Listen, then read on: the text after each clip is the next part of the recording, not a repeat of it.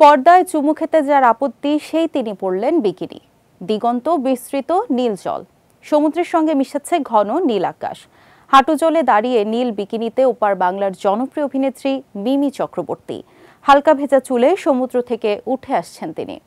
23 জুলাই সকালে অন্তর্জালে মুক্তি পেয়েছে রক্তবীজ 2 সিনেমার টিজার। সেখানে এমন লুকে দেখা গেছে এই নায়িকাকে। সকাল থেকে সমাজ মাধ্যম জুড়ে যেন শুধু এই একটাই ছবি। অফিসের ব্যস্ততায় সবাই যখন বাসে ট্রামে ঠেলাঠেলি করছেন, ঠিক সেই সময়ে মুঠোফোনে নায়িকার উষ্ণ ছবি, যা দেখে রীতিমতো কুপোকাত তার অনুরাগীরা। কেউ লিখেছেন আগুন, কারো আবার মন্তব্য চোখ ফেরানো যাচ্ছে না।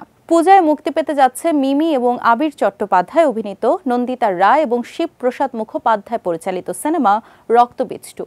সংযুক্তার চরিত্রে নায়িকাকে এমনিতেই বিপুল ভালোবাসা দিয়েছেন দর্শক।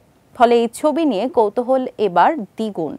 পর্দায় দাপুটে পুলিশ কর্তার চরিত্রে অভিনেত্রী, সেখানে যে বিকিনি লুকে মিমিকে দেখা যাবে তা অনেকেই ভাবতে পারেননি। বিকিনি ছবিতে মিমিকে দেখে দর্শক যেমন অবাক হয়েছেন, সেই সঙ্গে এই ছবির উপরি পাওনা হলো মিমি নুসরাত জুটির প্রত্যাবর্তন। এবারের পুজোয় নাকি তারা হাতে হাত রেখে উপস্থিত হবেন এই ছবিতে।